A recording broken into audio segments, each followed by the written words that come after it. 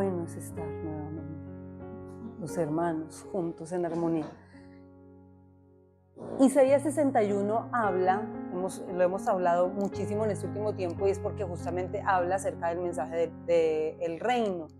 Habla lo mismo que habla Lucas 4 acerca de lo que Jesús mismo dijo de sí mismo, usando la palabra de Isaías 61.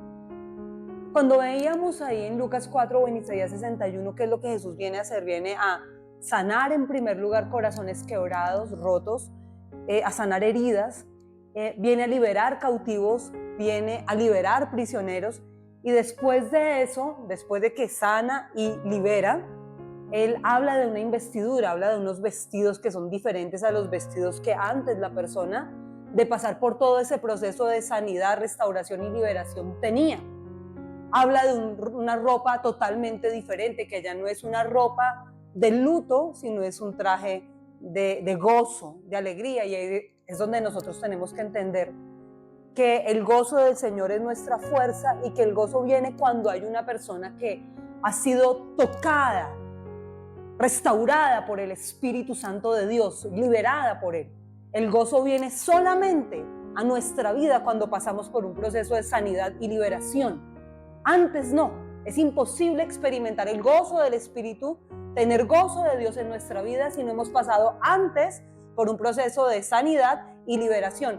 Pero después de que la persona recibe una investidura nueva, ustedes siguen avanzando en la lectura de Isaías 61 y habla cosas demasiado puntuales, y habla cosas como que estamos llamados a reconstruir, a edificar y a trabajar. Entonces, en ese orden de ideas del proceso que el Señor hace en nuestra vida, después de pasar por el proceso de sanidad, restauración, liberación, de recibir la nueva investidura y tener el gozo de Dios como fuerza en nuestra vida, lo que el Señor espera que nosotros hagamos es trabajar en su obra. La misma palabra de Dios lo enseña. Entonces no puedo simplemente buscar el gozo, ni la restauración, ni la sanidad para abrazarlo en mi vida y quedarme solamente con esto y llevármelo a la tumba, porque no funcionan las cosas de esta manera. El que no sirve, definitivamente no sirve. El Señor nos mandó a servir y no a ser servidos. Es importante, y mucha gente dice, pero es que el Señor conoce mi corazón.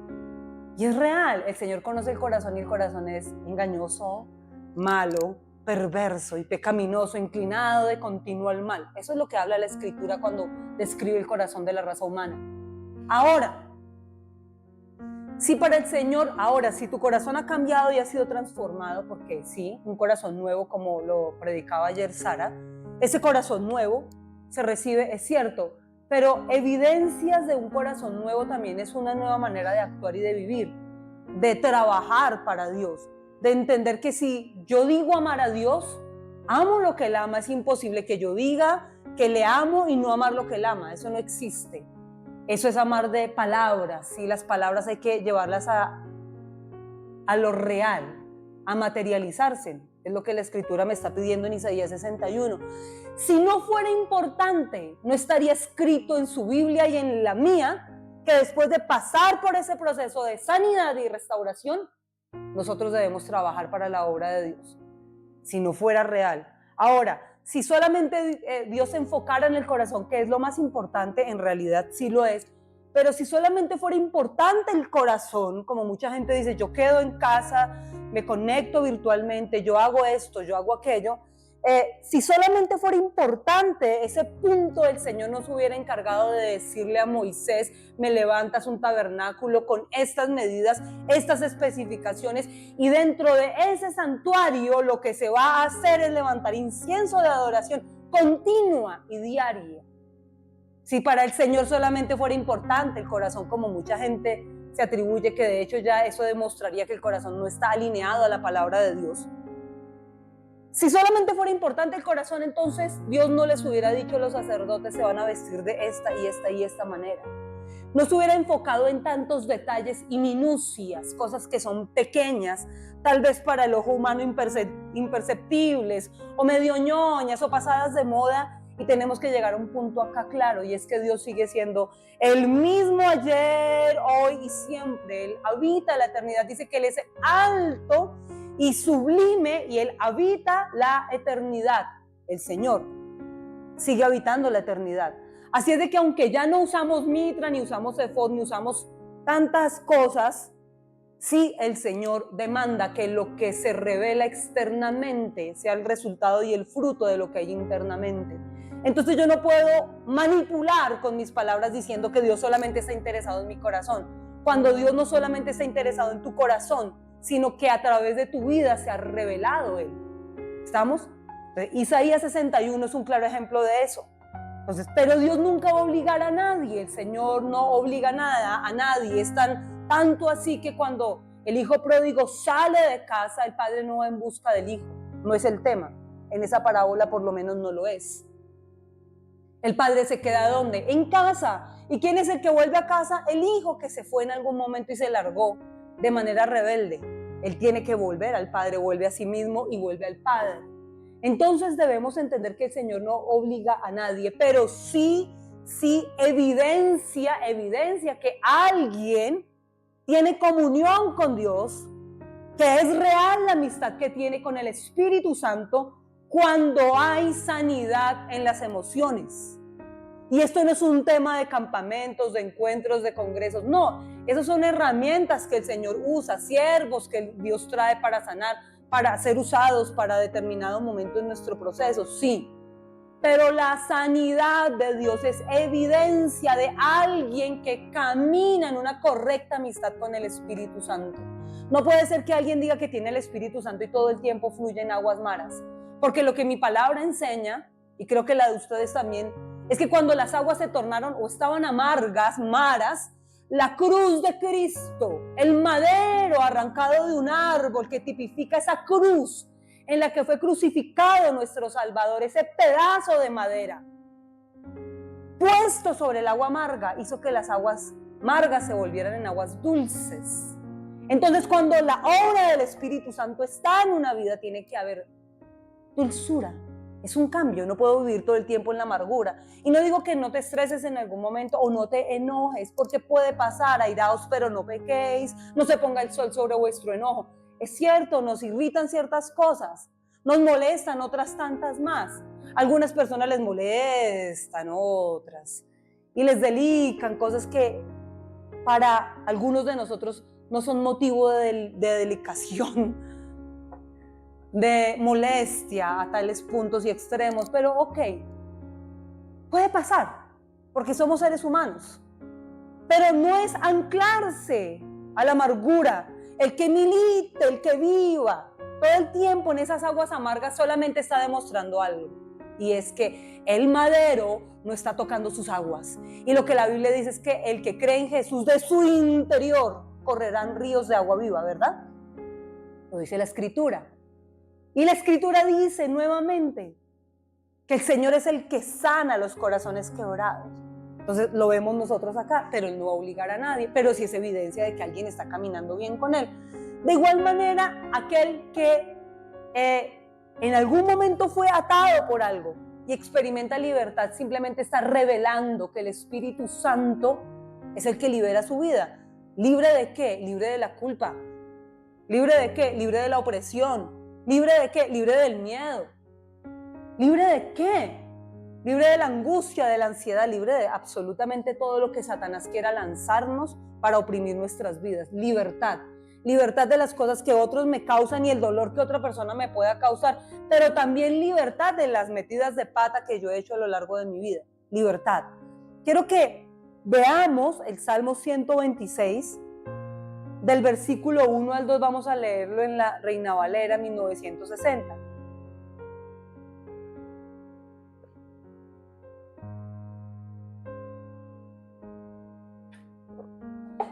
Dice la Escritura: cuando Jehová hiciere volver la cautividad de Sión, seremos como los que sueñan. Entonces nuestra boca se llenará de risa y nuestra lengua de alabanza. Entonces dirán entre las naciones: grandes cosas ha hecho Jehová con estos. Esta es la libertad que Jesús ofrece. Dice que cuando Jehová hiciere volver la cautividad, los cautivos que habla Isaías 61, aquellos presos, cautivos, amargados, como los que estaban en Cueva de Adulán, aquellos que estaban en esa situación de opresión. Dice que cuando el Señor liberta, cuando el Señor sana, dice la Escritura que seremos como los que sueñan. Y hay que recuperar los sueños, porque parte de la obra de Jehová en nuestra vida es tener sueños. Hay que soñar nuevamente, hay que volver a creer, hay que ilusionarnos, hay que vivir ilusionados. ¿Por qué vivir en el otro extremo de la amargura? Porque justamente no caminamos con Él, porque justamente no le creemos a Él, o porque rechazamos las promesas. Dice que nuestra boca se va a llenar de risa y nuestra lengua de alabanza, y será evidente para los demás que algo está pasando. Entonces sí tiene que ser algo que se demuestre de alguna forma, debe mostrarse algo hacia afuera, ¿verdad? Dice la Escritura, y ya vamos a conectarnos, en Romanos 8, 14 al 17 lo siguiente. Perdón. Dice: porque todos los que son guiados por el Espíritu de Dios, estos son hijos de Dios. Pues no habéis recibido el espíritu de esclavitud para estar otra vez en temor, sino que habéis recibido el espíritu de adopción por el cual clamamos: Abba, Padre. El Espíritu mismo da testimonio a nuestro espíritu de que somos hijos de Dios.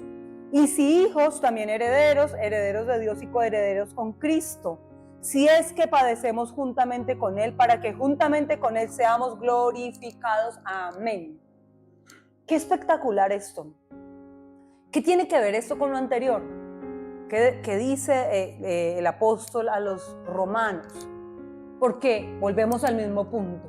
El ser guiado por Dios, el caminar con Él, el tenerlo a Él en mi vida, me sana, me libera y me viste, me equipa para poderle servir a Él. ¿Ven? Es necesario que nos ubiquemos caminemos en la misma página. Dice que solamente aquellos que son guiados por el Espíritu de Dios, estos son llamados hijos de Dios, solamente los que son guiados. En el Salmo 126 decía que cuando Jehová hiciere volver la cautividad, cuando el Señor libera, volvemos a soñar. Ahora vamos a ir a unir estas dos palabras, el Salmo 126 y Romanos 8:14. Dice la Escritura que el Espíritu Santo nos guía a toda ciencia y a toda verdad. ¿Es cierto? Sí.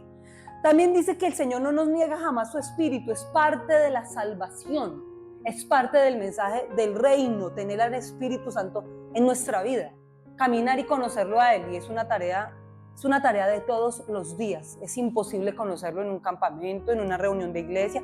Es imposible conocerlo en 30 años de vida cristiana. Es imposible conocerlo en 5, 2, 1, el tiempo que sea. Que tal vez decimos, yo ya llevo tantos años. Y es tan corto ese tiempo para lograr conocerlo a Él. Y es una tarea de todos los días conocer al Espíritu Santo de Dios. Pero en la Escritura también nos dice que Él es el que produce el querer como el hacer. Produce dos cosas, querer y produce hacer. Yo me encuentro en este tiempo con mucha gente que quiere muchas cosas y son las más grandes pensadores y tienen unas ideas que son hiper mega fantásticas y parecen bebés. ¿Ustedes han visto los bebés cuando hablan? Eso solamente denota inmadurez. Yo no digo que no seamos como niños en cuanto a la inocencia. En ese punto debemos ser como niños. Pero dice la Escritura que debemos ser como adultos, gente madura, gente que ya come sólido y que también produce fruto para eternidad. Entonces, usted habla con un niño y usted lo ve. Entonces salen propagandas como pinta la jirafa azul porque puede ser azul. Si en tu mente y en tu corazón es azul, píntala azul porque tú puedes ser lo que tú quieras ser. Mensajes de humanismo. Nos encontramos bebés dentro de las iglesias y los ministerios y las compañías. Gente que tiene unas ideas mega fantásticas y si le ponemos alas y si por el aire tal cosa y podríamos hacer eso y aquello. Bueno, ahora materialicemos. Dime tú cómo vamos a hacer todo eso. Como administrador uno siempre está mirando todas las ideas, pero también aterrizándolas en lo que es supervisable y tangible. Planeable, supervisable, tangible. Tiene que haber algo. Hay gente que solamente sueña. Hay gente que solamente da ideas. Y si hacen esto y aquello y tienen unas ideas, y siembran y botan unas ideas, unas perlas, y tú dices, wow, pero ¿y ahora cómo lo hago? Porque no sé cómo hacerlo. Y necesitamos al Espíritu Santo, porque lo hablábamos hace unas semanas atrás, donde decíamos, saber qué hacer, pero no saber cómo hacerlo es lo mismo que nada. Entonces el Espíritu Santo produce el querer, pero también el hacer. Y encontramos gente que tiene solamente sueños y solamente quieren, pero no se ponen el overall que nos entrega Isaías 61 y dicen, acá estoy, cuenten conmigo, vamos a hacer esto, vamos a hacer aquello, vamos a trabajar en esto. Y en realidad que agarren un pedazo de tierra, un campo de lentejas, y que sean capaces de que la espada se les pegue a la mano, como con Super Bonder, y jamás suelten esa espada y lo defiendan con toda su vida, porque es el pedazo de tierra que les confiaron para que lo sacaran adelante. Encontramos gente que se hiere, que se resiente, que se duele, que se contrista, todo les duele, todo les molesta. Y en las iglesias los pastores ya no pueden hablar, ¿no? Lo hablábamos con personas de otros ministerios donde nos comentaban, no se les puede decir nada. Corrigieron a fulano y dejó su pedazo de tierra dentro de la alabanza de su ministerio, lo dejó botado porque le corrigieron y le disciplinaron por algo que estaba haciendo mal. Porque le disciplinaron fue por algo que estaba haciendo mal. Y soltó su pedazo de tierra. A mí no me van a decir qué hacer. No me pueden corregir de esta manera. ¿De cuál manera? Es que ¿cómo se puede corregir? Corrección es corrección y corrección duele. Tiene que doler porque dice la Escritura que la disciplina duele. ¿No lo dice así? Dice que si duele es para un cambio. Eso es lo que dice la palabra. Dice que ninguna disciplina, dice, a ninguno le gusta la disciplina. La Escritura lo habla, por favor. Seamos maduros, la Escritura lo habla. Al parecer a ninguna persona le gusta ser corregida y lo dice la Escritura. Pero la disciplina produce un fruto al final para gozo, para eternidad. Entonces necesitamos ser corregidos, porque ¿de qué me sirve estar sin corrección y perderme del propósito de Dios y no cumplirle a Él? Que finalmente me dan vara en un momento, me corrigen, me encamino y termino cumpliéndole al Señor. O sea, ¿qué es más importante? Encontramos las iglesias llenas de gente que son hermanos jabón. Medio los agarras un poquito y ¡fum! No los puedes presionar mucho, porque no me presiones tanto, porque son resbaladizos, y saltan a otro ministerio y allá también son resbaladizos, y van para otro y allá también son resbaladizos, gente que nunca echa raíces en ningún lado. Nosotros tenemos que ya entrar a un punto de madurez, por favor. La vida misma nos tiene que enseñar. Hay cosas que hay que enfrentar, debemos ser corregidos. Ok, corrijo esto, lo cambio. No hay que enredarnos en ciertas cosas, hay que avanzar, porque de eso se trata el reino de Dios. Vamos avanzando. Entonces uno se encuentra pastores, como decían la vez pasada, que hay iglesias que tienen que cerrar el culto del fin de semana. Imagínense esto. Y lo dice un líder de una denominación donde hay muchas iglesias acá. Y él decía, una persona que lleva tal vez 60 años en el ministerio, sí, yo veía a una persona anciana hablando y diciendo, amigos míos pastores de mi denominación, cierran la congregación. ¿Por qué? Cuando hay fines de semana con puente y festivo, la gente, no hay culto. Y no lo van a hacer virtual para conectarnos, hermano. Entonces todo puente, no hay dinero, porque no hay dinero, no lo hay, para cubrirlo de la casa. Ay, si supieran la escasez, el desierto, no hemos pagado servicios, no hemos pagado pensiones, andan en unos desiertos económicos que tú miras, los niños no han podido pagar colegio, y uno dice, oh Dios mío, vamos a orar por un milagro, si puedo siembro, si puedo ayudo, un mercado, lo que sea. Ni decir que si no hay para eso, menos en sus prioridades van a tener el ofrendar en su iglesia, muchísimo menos. Entonces, obvio, no hay. Para eso menos, ok. Pero sale un festivo y yo no sé de dónde, milagrosamente, la harina y el aceite de la tinaja se multiplican. Los billetes dentro de sus billeteras se multiplican. Hay milagros. Suceden cosas inexplicables. El marrano de la alcancía se multiplica. La plata dentro de la billetera. Ay, hermano, un milagro. Me invitaron, todo pago. Ay, sí, qué casualidad, todo siempre. Genial. Entonces muchas congregaciones están cerrando los puentes festivos. Y mensajes como estos no le gustan a la gente. La gente quiere que les profeticen cosas buenas y por ahí tenemos profetas en internet que dicen, jamás profetizaré algo malo. Ajá. Y cuando le pegaron al profeta le dijeron, ¿por dónde se fue el espíritu de mí para ti? ¿De dónde huyó? Y lo golpeaban porque estaba profetizando que si iban a la guerra, entonces iba a ocurrir una desgracia. ¿Se acuerdan cuando Josafat, cuando se aliaron los reyes Judá e Israel? Si recuerdan ese episodio en la Biblia. Y todos los profetas estaban diciendo y estaban de acuerdo en lo mismo. Todos que decían, cuando en realidad Dios dijo, no. Entonces, si se declara algo contrario a lo que la gente quiere escuchar ahorita, en esa iglesia no hay amor. Son unos legalistas religiosos. Pues nos vale, de verdad, hay puntos donde uno dice, hay cosas que no son negociables, ¿saben? Hay cosas que jamás vamos a negociar acá. Hay puntos en los cuales tú dices, ok, bueno, hay cierta tolerancia y cierta elasticidad, pero hay puntos donde no es no y no nos movemos de ahí porque son puntos bíblicos y en esos tenemos que mantenernos. Dice que cuando el Señor libera, la gente sueña, ok, pero hay que llegar al punto de materializar esos sueños porque dice, empieza a ocurrir algo que es alabanza, gozo, pero afuera la gente va a decir, hay cosas que están pasando. Y es que nosotros ya no podemos seguir siendo los mismos que éramos hace un año, ni cuando estábamos en pandemia. En pandemia lo que la gente más sufría, ay, ojalá abran rápido para podernos volver a ver y congregarnos juntos. Como extraño la iglesia. Y me decían, pastor, ¿y cuándo se abre el local? Estoy aquí para ayudar a limpiar, yo colaboraré, cuenta conmigo en lo que necesites. Y esa persona que casualmente me buscaba todo el tiempo, cuando por fin pudimos activar, dijo, mejor me mudo de ciudad porque es que el calorcito allí es más chévere, entonces yo me voy para allá porque tenía a esa persona respirándome literalmente en la nuca todo el tiempo, diciéndome cuándo se va a abrir el local, cuándo podemos ir. El gobierno no nos autoriza, empezamos a reunirnos. Ustedes saben de qué manera fueron nuestras primeras reuniones, que fueron en una casa. Eso fueron un poco clandestinas, como en la época, ustedes saben, de las persecuciones, y cantábamos duro con el temor de que la policía llegara y nos callara por estar cantando.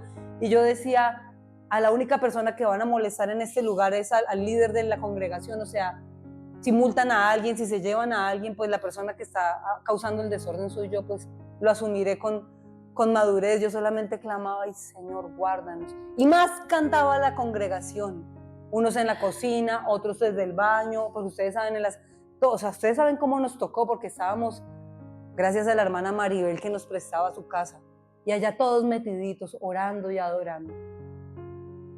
Pero ahora que tenemos carta abierta y que tenemos la libertad religiosa para poderlo hacer, a la gente ahora se le ocurre la fantástica. No estuvimos mucho tiempo encerrados, eso pasó hace 5 años, ya, sí, ya, 5 años, por favor, es tiempo de trabajar. Todavía viven como, ay, eso de la pandemia fue un trauma, por fin podemos ir por nuestras carreteras, podemos viajar por fin sin tapabocas, pero andan en otro rollo. Eso ya pasó, muchachos, ya es tiempo de volvamos, como decía el hermano John. Volvamos, ubiquémonos en lo que estamos. Ahora estamos acá y la gente ahora quiere la virtualidad. Entonces, miren cómo son las cosas. Dice que los que son guiados, el verbo que se usa aquí se llama ago, sin H. A-G-O, ago, del griego ago. Es un verbo. Me encanta este verbo porque está en un presente continuo. ¿Cómo está el verbo? En un presente continuo. Dice, porque todos los que son guiados por el Espíritu de Dios, estos son hijos de Dios. Hago, presente continuo. ¿Qué quiere decir eso? ¿Cuándo debo ser guiado por Dios? Todo el tiempo, presente continuo. Pero miren, ¿qué pasa con la gente? La gente tiene un proyecto y algo que, ay, quieren que les salga bien. Ay, Espíritu Santo, guíame, ayúdame, dame la sabiduría, las capacidades para poderlo hacer, para poder sacar. Y son bellos orando, para eso sí. Pero cuando tienen la plata en el bolsillo, no le piden al Espíritu Santo la guianza, ni la dirección, ni bíblicamente organizan sus finanzas para cómo cómo invertirlas. Le piden a Dios guianza y ayuda en lo que ellos en realidad consideran que ellos no pueden. Pero en lo que ellos ya se creen como muy grandecitos, entonces agarran y hacen lo que les da la gana. Y ahí es cuando empiezan los problemas. Ahí es cuando todo empieza a voltearse. ¿Por qué? Porque la gente se le olvida que estaba clamando a Dios por un milagro, que cuando reciben el milagro y llega el dinero o la provisión o lo que sea, lo primero que hacen es, nos vamos de viaje. Esto fue, ay, estábamos tan oprimidos, estábamos tan encerrados, ay no, esto fue tan estresante que nos lo merecemos. Y ahí si no consultan al Espíritu Santo terminan gastándose el anticipo del negocio.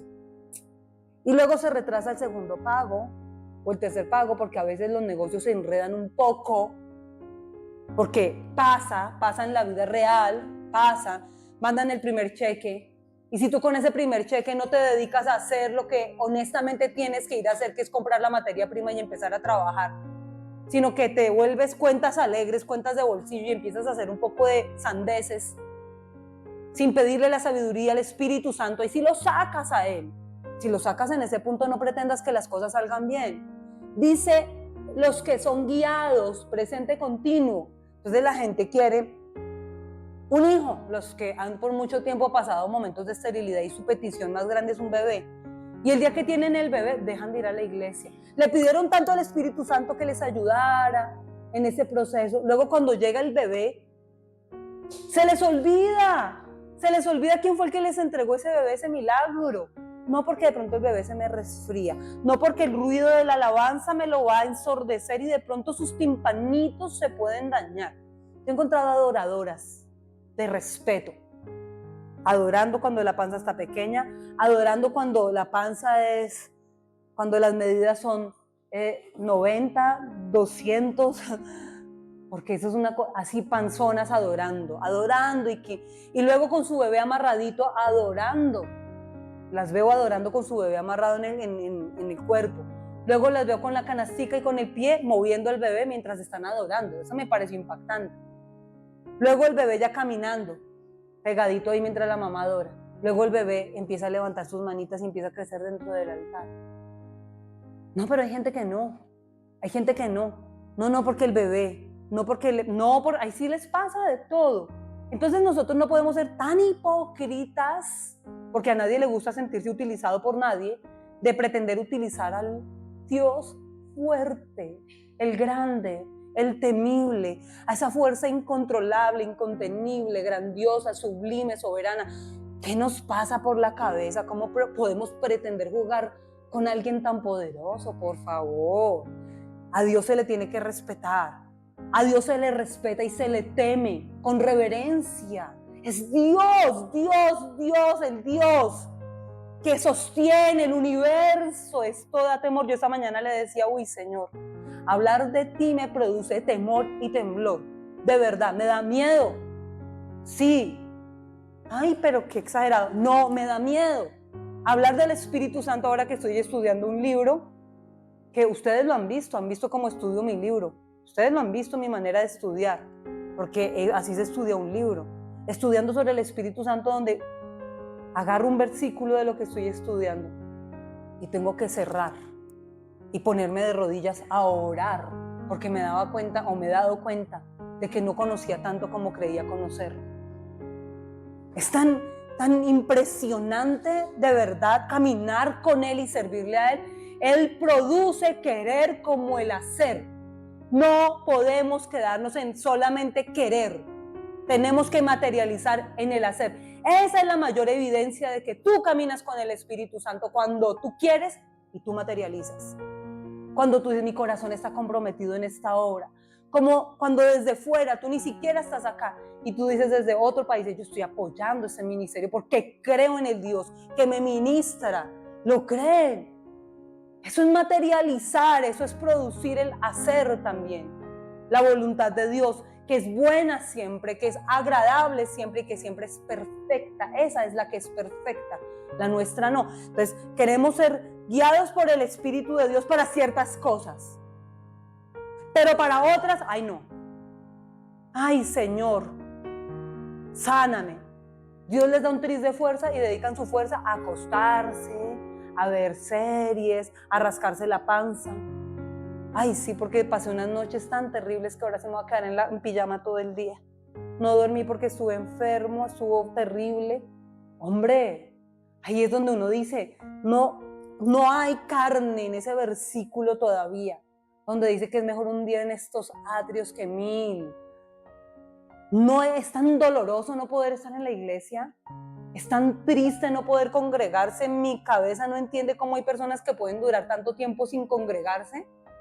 De verdad no lo mastico, no lo codifico, no lo puedo entender, no puedo. ¿Cómo es que para una persona es lo mismo estar aquí o estar allá? O sea, para mí no. Hay lugares, Dios es omnipresente, sí, pero hay lugares de lugares. Ese es un altar. Precisamente donde estamos ahora mismo, es un altar de Dios. ¿Quién lo escogió y quién lo levantó? El mismo Señor. El Señor usó al dueño de esta construcción para consagrársela a Él. Y acá se levantó un altar de adoración por mucho tiempo atrás. Acá Dios nos trajo, acá es un altar. Entonces, no es lo mismo estar aquí que estar allá. No es lo mismo estarnos sentados acá, aunque sea en la cafetería de nuestra iglesia, compartiendo un café, que tomarnos ese mismo café en cualquier cafetería, por más lujosa que sea. No es lo mismo, de verdad, porque es un lugar diferente, porque el Señor lo escogió. Dice que Él produce querer el hacer. Miren lo que significa ese verbo, porque me encanta. Dice que es influenciar sobre la mente de alguien cambiando su manera de pensar. Cuando yo le digo, guíame, le estoy permitiendo a que Él cambie mis pensamientos para que mis pensamientos de ahora en adelante sean diferentes. No es guiar mi vida por lo que otros opinen y otros digan. Nos predicaba Marley el jueves pasado sobre no medirnos por lo que nosotros pensamos o comparándonos con otras personas, porque siempre va a haber gente que anda descocada. Sí, los casquisueltos, los descocados, los descarriados. Esos. Si uno se compara con él, pues, hombre, ay no, todos somos santos y puritanos acá. Oh, ay, usted cómo es de bueno. Ay, usted de verdad como, ay no, la admiro mucho, usted habla tan bonito de Dios, se nota una energía diferente en usted. Entonces la gente sale así, convencido. Hombre, cuando tú sabes que necesitas más de Dios, lo necesitas más que al aire que estás respirando, que lo que tú tienes de Él es poco en comparación de lo que la carne hace. ¿Ah? Entonces, no nos comparemos ni nos midamos por eso. Ahora, no nos podemos medir por lo que la gente opine, porque a veces la gente opina bellezas de nosotros. Y dice que si algo prueba el corazón de las personas es el elogio. ¿No lo dice? El fuego para el oro, el crisol para la plata y para el hombre los elogios. Entonces, no nos podemos guiar por lo bueno que diga la demás gente, porque a veces hablarán bellezas de nosotros. Tampoco nos podemos guiar por lo malo que digan, porque van a hablar basura, toda la que quieran. Y hay gente que nos odia. Hay gente que nos ha deseado hasta la muerte. De verdad hay gente que nos odia y nos odia de verdad. Hay gente que, como hay gente que nos ama apasionadamente, hay gente que nos odia. ¿Y nos vamos a deprimir por eso? ¿O nos vamos a ensoberbecer porque opinan bien? No, ni lo uno ni lo otro. Yo tengo que siempre aterrizarme por la palabra de Dios. Eso es. Yo no puedo perfilarme políticamente izquierda, derecha, centro. No puedo. Para un hijo de Dios eso no existe. Tampoco puedo decir yo soy apolítico. No, tampoco podemos ser eso. Porque sí se necesita tener una política, un plan de gobierno. Sí tenemos que apoyar lo que es más cercano, filtrándolo con la palabra de Dios. Debemos orar por nuestra nación, interceder, tomar parte activa. Ay, yo soy apolítico, yo no voto o voto en blanco. No, espérate. Tú tienes que emitir un juicio. Sí, el espiritual dice la escritura, el espiritual lo juzga todo. En cuanto a juicios de ética y valores, como se enseñaba en el colegio antiguamente, porque eso ya ni existe, ¿no? Ética y valores, era una cátedra, ¿no? ¿Cierto que sí? Ética y valores, ¿sí? ¿Alcanzaste a ver ética y valores? ¿Ya tu generación no? Ok, excelente. Ética. Juzgamos según criterios de ética y valores. Sí tenemos derecho, no para salvación ni para condenar a nadie. Eso sí no nos corresponde, porque eso lo hace solo Dios. pero sí tenemos derecho a juzgar políticamente. Esto es correcto para mi nación, esto no es correcto. Y nunca me puedo ir a apoyar un gobierno que va en contra de los principios bíblicos, jamás. En ese momento empiezo a acarrear sobre mi vida maldición. Sí, Señor. ¿Por qué? Porque la Biblia dice que no participen de las obras infructuosas de las tinieblas. Condénenlas, repréndelas, no participen, es lo que dice la Escritura. Empiezo a acarrear sobre mi vida cosas incorrectas, a avalar o apoyar leyes que son en contra de la vida, a favor de los derechos de homosexualidad, cosas que van en contra de la Biblia.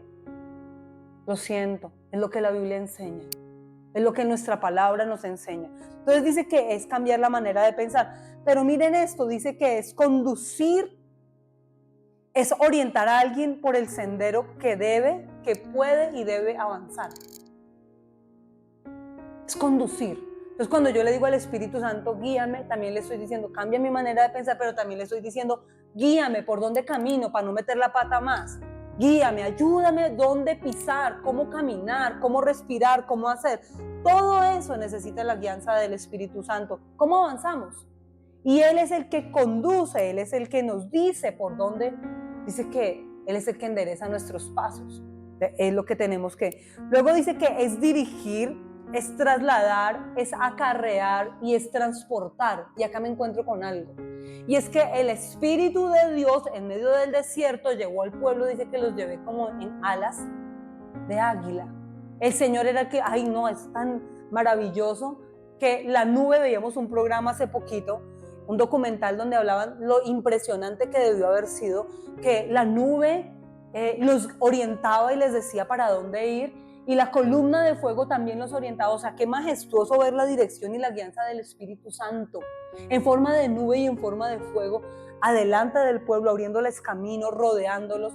Y es lo que dice acá, el Espíritu Santo es el que nos traslada, nos acarrea, nos carga cuando nos cansamos, nos da nuevas fuerzas, sus fuerzas, porque no hay mejor momento para ver la fuerza de Dios como cuando nos sentimos más débiles. Uy, Dios mío, cuando uno está mal, cuando uno se siente débil, uno dice, soy polvo, soy barro. Cuando tú llega a tu vida un virus, una cosa que es tan diminuta y te golpea y tú sientes que te estás muriendo del dolor y que tú dices, me estoy muriendo. O sea, soy tan débil, soy tan polvo, soy tan barro y Dios sigue siendo tan grande, tan soberano y tan eterno y mi vida es tan corta en esta tierra. Dios santo, si esas cosas no nos producen a nosotros temor de Dios, yo no sé qué. Es tan lindo sentirse en esos momentos de debilidad que el Dios grande, fuerte y temible tiene el control de todas las situaciones. Dice además que es dar audiencia. Wow. Dar audiencia, la palabra guiar. Hago, es dar audiencia. Y dar audiencia es que Él va a recibir tu petición, tu queja, tu dolor, la injusticia que te hicieron.